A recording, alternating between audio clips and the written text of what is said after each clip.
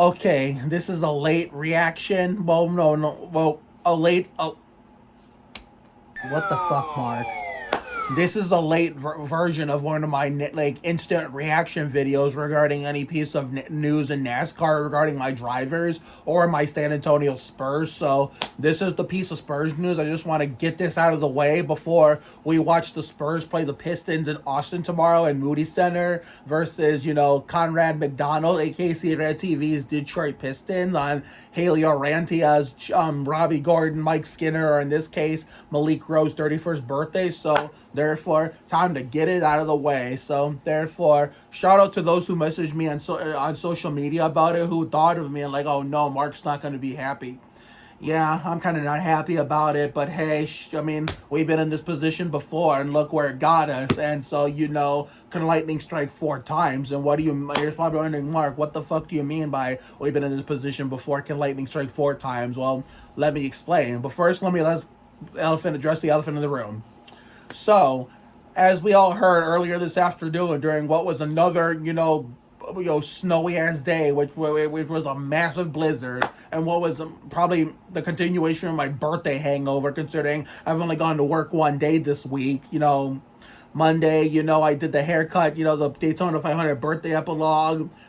Tuesday was a whole lot of nothing, very minimal to talk about. Wednesday, I overslept. Thursday, today, I was taking care of some business this morning with my dad that I thought about recording, but I was better off doing it casually, which goes to show you the crutch of doom. Dave Allen Baker was right. Not everything has to be recorded, and that's okay, because sometimes when you don't record certain things, they get done faster. So we took care of some business so I could be accepted to fly some planes when we go to the Checkaround of Parts 500 championship race at Phoenix in November, towards the end of the year, around on mine and Emily's, meet anniversary anniversary of us meeting for the first time on Halloween, which is why I'm not going to be here for Halloween this year. And again, there'll be no Halloween content for the second year in a row. That won't return until 2026 for season 6 of Adventures in Autumn come 2026. God forbid if Emily and I are still together by then. Let's hope that's the case, because I want to make sure I can prove to you, the fans, followers,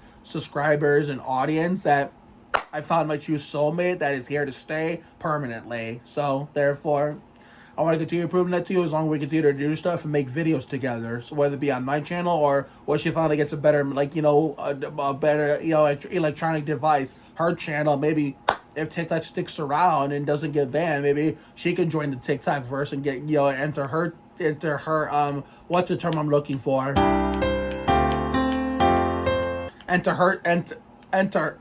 Enter her TikTok era, something like I don't think era is the right word, but but if my mom and dad could do it, so can my girlfriend. But we'll revisit this topic when I remember the proper term I'm looking for in another video. But yeah, so therefore I just want to prove it to you guys. But anyway, so Victor Wembanyama sidelined for the rest of the season with blood clot in his shoulder, and all I could say is thank God they caught it in a timely manner, even if it was a little bit late. But it's better to be a little or a teeny bit late than way too late, because blood clots are serious and are nothing to play with, because that ended the career of Chris Bosh before he could even make it further. It's cemented in his illustrious now Hall of Fame career.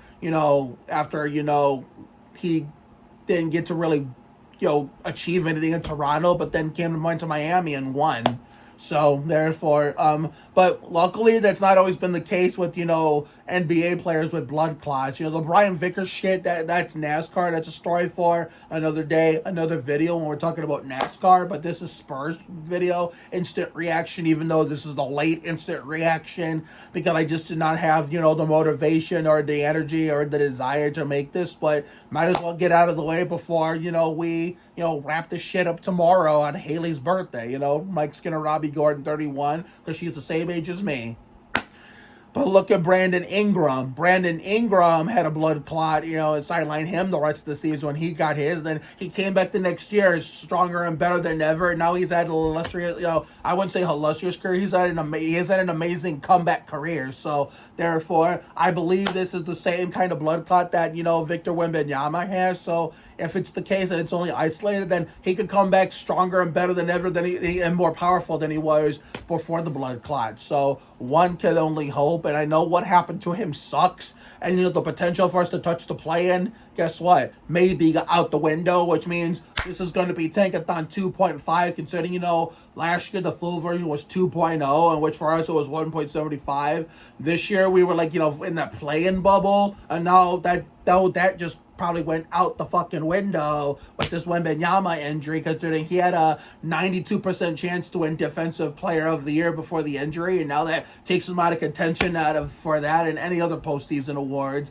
And the worst part for me is I won't get to see him play here in Ohio against the Cavs on March 27. And again, it continues the trend of it always has to be somebody that has to go down with an injury for a long period of time or for the rest of the season when either it's time to go to the game or it's almost time to go to the game. In this case, it's almost time to go to the game because it's not too far away. It's we're in the later stages of February and we're getting closer to March, even though it's not going to be until when we're getting ready for April, but it's still not too far away if you do the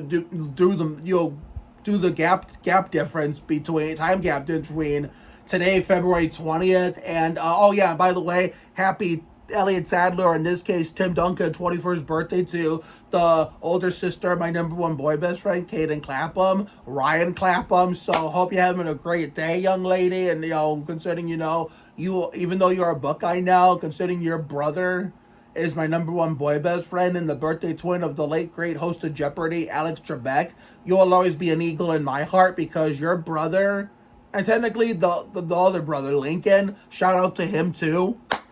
Those two are the only Eagles I support. I may have went to school in Berea, but my heart and soul will always be in North Ridgeville, even though I do support the Titans because I went to school there, but I don't support the Eagles except for one, technically two people.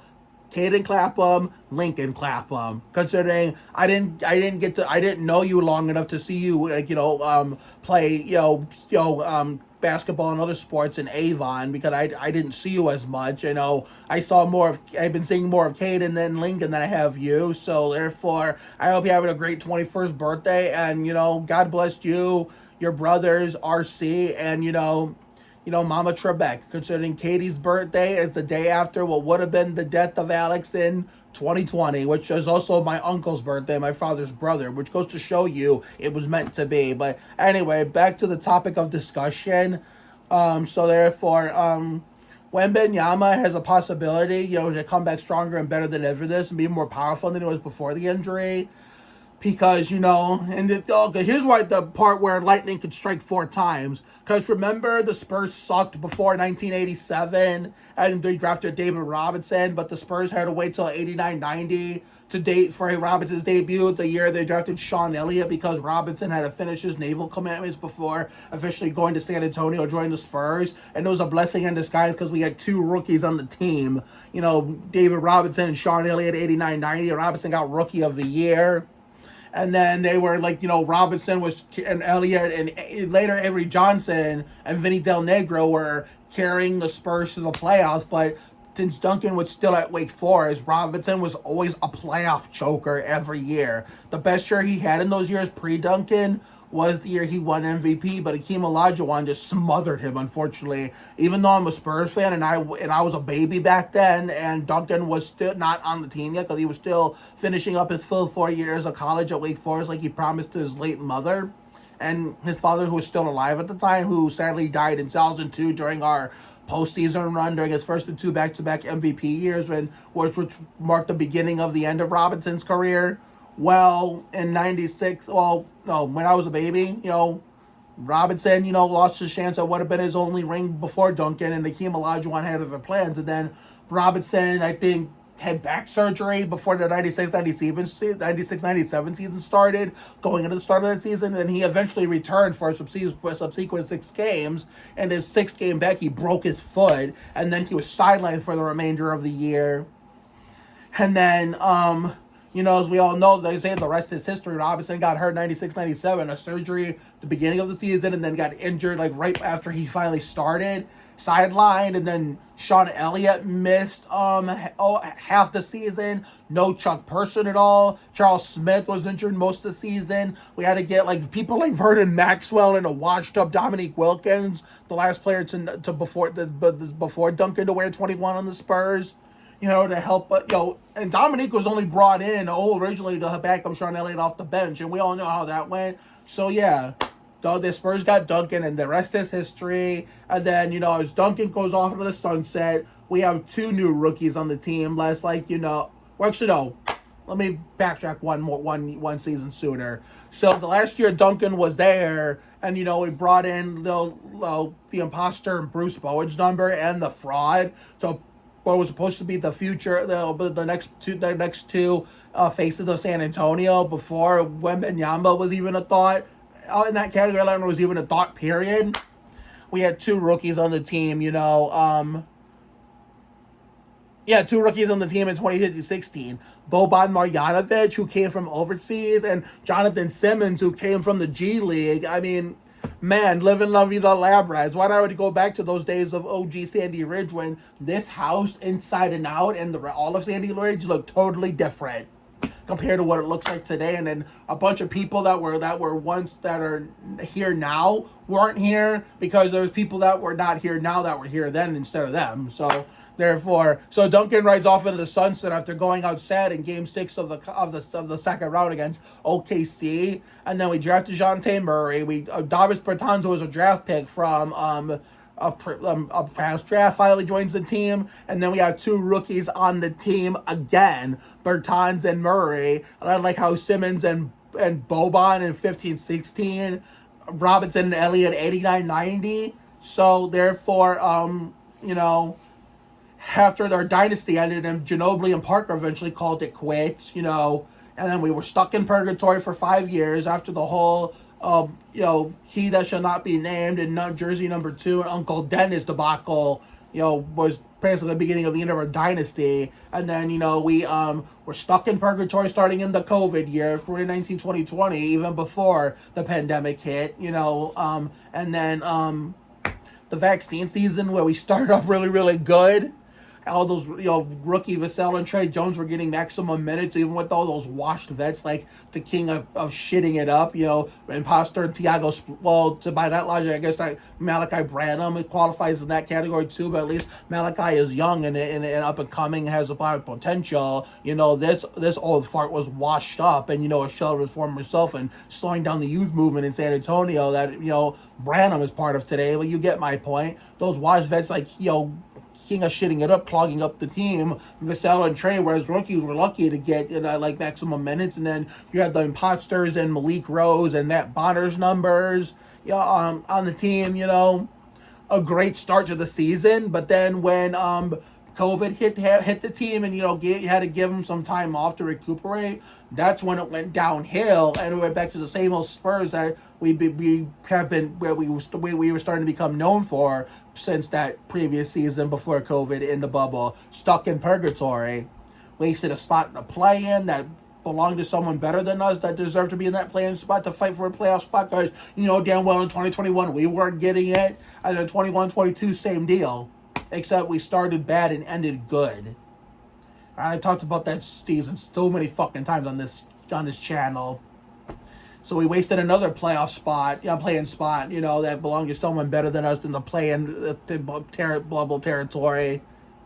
So that sucked, And then 2022-23, I got so frustrated and angry with those last two seasons that I said, you know what, fuck this shit, I need a break. And I knew we were going to be ass, and the only Spurs content you saw that season was the traditional Cleveland game here in Ohio against the Cavs, which was, Tankathon 1.0 for us to get Wembanyama. So that was the third time lightning struck, and so far it has struck. It is proven to live up to the hype of lightning striking in San Antonio 3 times. Tankathon 2.0, well, 1.75 for us was to get Castle. This year in this year's draft. And so it looked like we were going to try to deservingly get a play-in spot and legitimately earn it, unlike in 2020, 2021, and 2021, 2022. But then that news came out about Wemby, and then now, thankfully, Bismack Biyombo has come in handy. Now we have an excuse to play him more with, Mamu, right, backing him up off the bench, Zach Attack Collins gone. Bassey is sitting out for a little while. That's my homeboy, too. But I don't see Bassey staying on this team, unfortunately, with, the way he's been injury prone. So I feel like Bismack's going to take the job from him if he's lucky that, we decide to keep him next year. And if Pop actually decides, if Pop actually is able to come back from that stroke. I know the Spurs have, had taken a beating, but yet before the Wembanyama, in between the Wembanyama diagnosis and the Pop stroke, we've been, fighting through it, trying to fight for a play-in spot and stay in the play-in territory bubble. So, but we managed to hang in there with Mitch Johnson, at the interim coach, which still is temporary. He's a temporary placeholder until Pop's ready to return. And if his health and body says, I think you're ready to come. We're ready for you to come back to your boys. So therefore, I knew he came to the practice to check on Wembanyama, your son, to see if it was okay, but continue to get a little bit more extra rest. And once it's enough, then we can come back and better than ever turn this team around and see who's going to be the next man up when Wembanyama is absent. So at least Bismack Biyombo gets to be the next man up, and then Mamu still comes off the bench, and then Bassey, I don't know what the fuck we're going to do with him if Biyombo plays really, really good and, better than Bassey ever has, except for that Utah masterclass against the Jazz when he and Zach Attack turned into Tim Duncan and David Robinson, the Twin Towers, for one night. I mean, one night, not like for the next 5 years and beyond. That's a reach if I say otherwise, but, so therefore, if this is going to be Tankathon 3.0, for us 2.5, because this is just the beginning of the second half of the season, well, guess what? It means without Wemby, we're probably going to suck even more than we already did, considering, we did have a full squad. I mean, Bassey was the only one hurt, but now Wembanyama's on the sidelines and trying, with that blood clot, so Bismack Biyombo's taking his place, Mamu's coming off the bench. Bassey, I sadly think Bassey might lose. I love Bassey, and I'm starting to become a big fan of Biyombo, as long as we keep him for next year, in case something happens to one of our bigs, if we lose Bassey, or if we lose Mamu, or whoever, bring somebody else in, and keep Bismack, then, Bismack could come in handy for us the rest of the season going into next year. So, if he's lucky that, Brian Wright, Holtz, Pop in the front office are nice enough to keep him, but we'll see. But what I mean by lightning striking 4 times, Robinson, Duncan, Wembanyama, could lightning strike 4 times with Cooper Flag if we, if our progress, goes down the toilet from here. I mean, the game's going on right now against the Suns in the Moody Center in Austin, Texas, which technically is still the rodeo road trip, but technically also a quote unquote home game, since it's in the state where the Spurs play in Texas, but in Austin, not San Antonio. So it's kind of a quote unquote home game with the Spurs, even though it technically still counts as the rodeo road trip. So I'm just praying, if we end up, finishing the season on a really sour note, even more sour than last year when Zach Attack, Mamu, and, Devontae Graham, before we shipped him back to his original Charlotte Hornets, went on that tear and, made, that, negative season for Wemby's rookie campaign more positive than it should have been, then so be it. Then I guess that means we'll get Cooper Flag, but I'm not making a guarantee, but it's a 50-50 chance. There's some hype on Facebook from Spurs fans, on Spurs Facebook, claiming that we could get him if the cards fall in our favor, and if we, mind our P's and Q's. So it could be Wemby, Castle, Fox, and Flag. Who knows? Only time will tell. But anyway, we're praying for a speedy recovery for Victor Wembanyama, for him to come back stronger and better than ever next year. Hope he doesn't suffer the same fate as Chris Bosh or what happened to Brian Vickers in NASCAR. But if we're going to, compare apples and oranges, Vickers to Wembanyama, NASCAR, and Spurs. We're going to save that for another video. So, time for me to get off this thing and, go have some downtime. Have a good night tonight and a better day tomorrow. Take care, everyone. Good night. And sadly, the tradition will come to an end as it waited for Kelly Berglund this year. And somebody else, too. I mean, somebody else usually gets birthday tributes each and every year. But unfortunately, I can't remember who else. But if I remember, I'll address it in tomorrow's Spurs game review. But Haley Arantia will sadly not be getting a birthday tribute this year because there really hasn't been no, motivation or desire or energy or hype, to make one for her as it was in years past. So, every tradition must come to an end at one point. Now I remember one of them who we do make a birthday tribute for every year was lucky to get hers this year. Brianna Arsman Barnhart, Preston Play's wife. So it's better than nothing, I suppose. But, nothing lasts forever. I mean, unless they decide to make a comeback within the next year or two. But anyway, so instead of Haley Arantia's birthday tribute tomorrow, but I will, to be fair to her, because I love her that much, and I love Greg. Shout out to Haley, Greg, and Alicia, Nicole Irvin. I will give, Haley a somewhat of a mini tribute in the beginning, and somewhere in tomorrow's Spurs game review when we go over the game against the Pistons before we watch some NASCAR racing at Atlanta Motor Speedway in the Craftsman Truck Series and the Napa 300 Bush Race in the same day, Saturday. And then Sunday, the Winston Cup Cracker Barrel 500, and then the Spurs play the Pelicans in New Orleans after that race, as long as that race ends in a timely manner, and the ending of that race does not cut into the beginning of the Spurs game where I have to miss the opening frames of the Spurs game that night. But it's going to be a busy Sunday. We'll probably combine, both the Spurs and NASCAR all in one, recap review video, because I love when I get to do that because it just combines the best of both worlds. So you guys are going to be in for a real treat on Sunday when I go over both the Cracker Barrel 500 in Atlanta and the Spurs playing the Pelicans in New Orleans. Continue the true part of the rodeo road trip where we're the actual road team and not the quote-unquote home team like we are tonight as we speak, like what's going on right now, and we will be tomorrow night on Haley Arantia's, Robbie Gordon, Mike Skinner, Malik Rose 31st birthday. See you later, everyone.